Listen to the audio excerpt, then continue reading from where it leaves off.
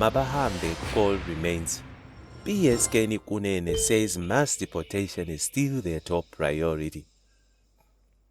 The Patriotic Alliance PA is not backing down on the call for mass deportation of illegal immigrants, despite them being featured in the Government of National Unity (GNU).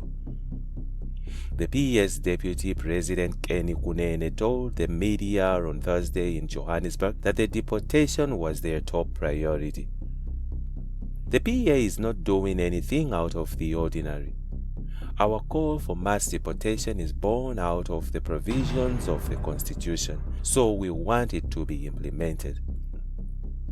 The Constitution does not say you must legalize the illegal immigrants. There is nothing in the Constitution, he said. Mabahambe, Kunene said they were going to continue with the illegal and undocumented immigrants deportation call because the country is on its knees in terms of employment. Crime, jobs and safety are some of the reasons that Kunene mentioned to be a problem made by the undocumented foreign nationals.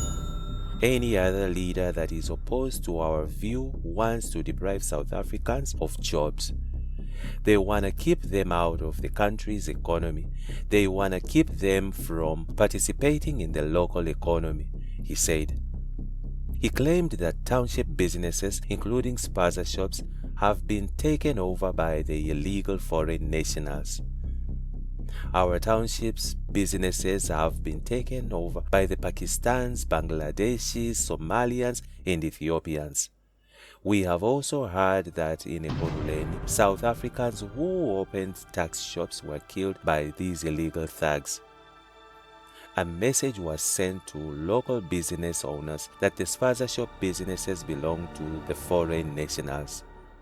As the PA, we don't agree to that. These people must be taken out of the townships, she said. Kunene maintained that the tax shops that were run by South Africans back then should return to them.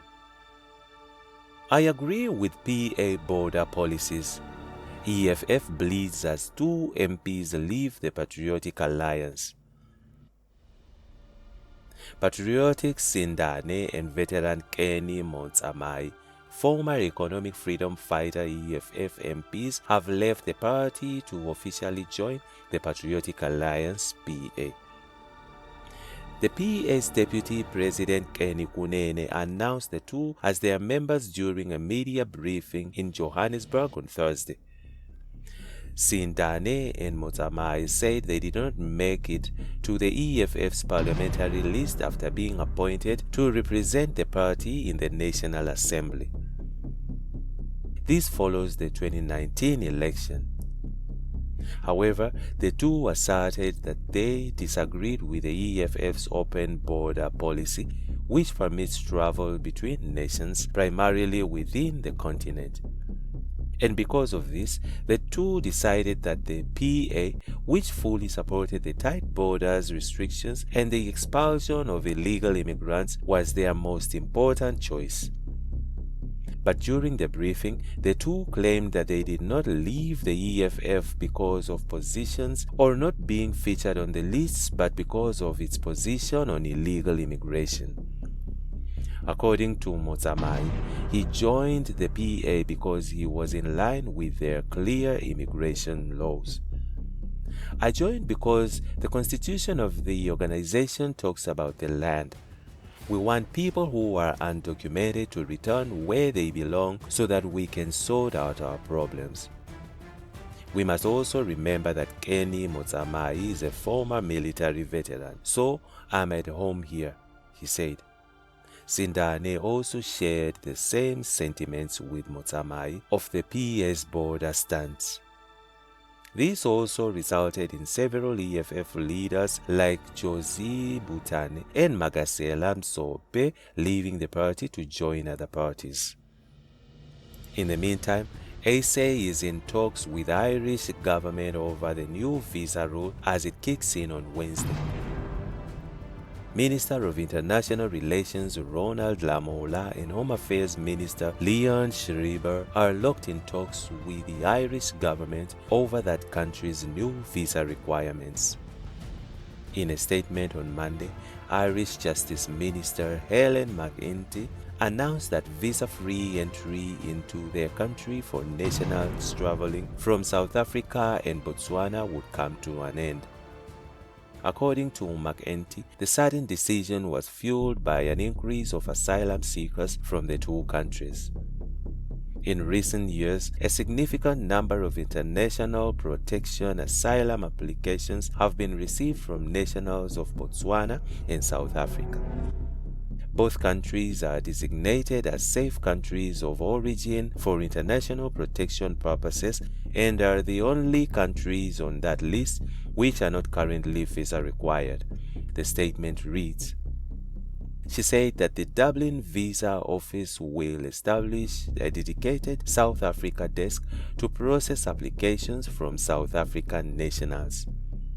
The department will also establish 3 visa application centers (VSCs) located throughout South Africa with visa service provider VFS Global, she added. The new rule will take effect from Wednesday. But Lamola's spokesperson Crispin Perry said both ministers were trying to address the matter. Minister Lamola and Minister Schreiber at Home Affairs are both cognizant of the issue and have already discussed it. Both DIRCO and Home Affairs will engage with the Republic of Ireland to comprehensively address the concerns raised, he wrote on X, formerly Twitter.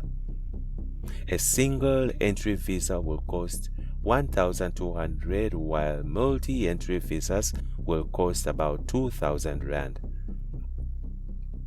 On the other hand, MK Party threatens legal actions against KZN Legislature Speaker. The battle lines have been drawn as Umkhonto weSizwe Party MKP has threatened to hold the Speaker of the Provincial Legislature in KwaZulu-Natal, Nontembeko Boyce, to court.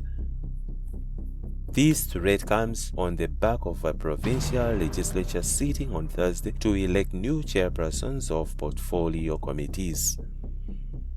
The Jacob Zuma-led MKP, the biggest party in the 80-seater legislature with 37 seats, is alleging that the meeting was fraught with irregularities. Member of the provincial legislature MPL, Dr. Kwazi Mbajwa, said they decided to boycott the sitting because the speaker was deliberately flaunting the processes. The speaker is doing all she can to frustrate and block the MK party from taking up key portfolio committees. This is not the first time the speaker is flouting the rules and process of the House. During the first sitting of the House to elect the Premier, she brazenly flouted the rules of the House like it was no one's business, said Mbajwa. Following that sitting, which elected IFP Tamin Tuli as Premier of KZN, the MKP took the matter to court, arguing that the meeting was unconstitutionally convened.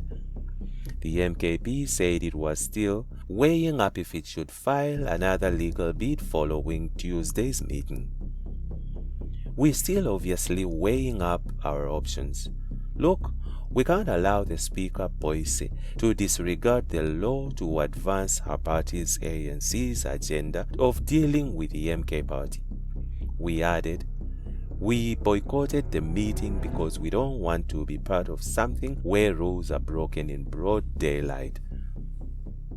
Mbajwa said the first case over the first sitting nearly 3 weeks ago, where the IFP's Tamin Tuli was elected as Premier, while Boyce from the ANC got the nod to retain her Speaker position and the DA's Mabato Tembe was elected as Deputy Speaker.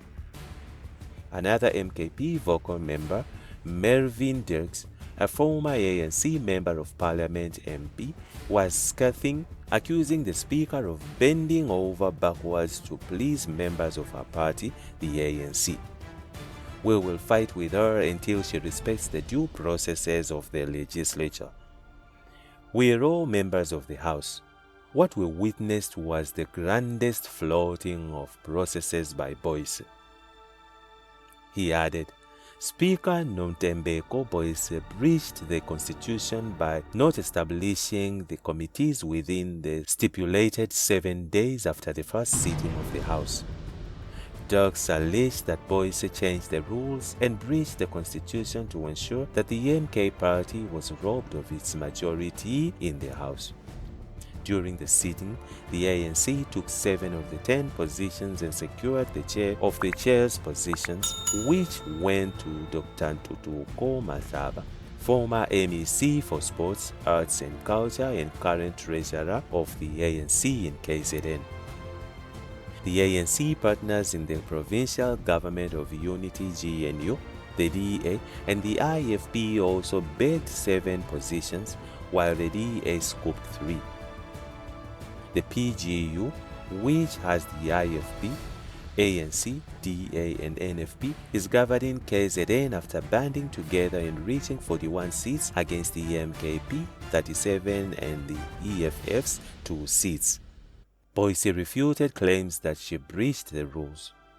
Everything I have done is in line with the rules of the House. The MK party has misdirected its accusations that I have flaunted the processes, said Boyce. She was adamant that all the processes were followed during both the sittings. And that's it from Injibs Network. Stay tuned to our celebrity and gossip news.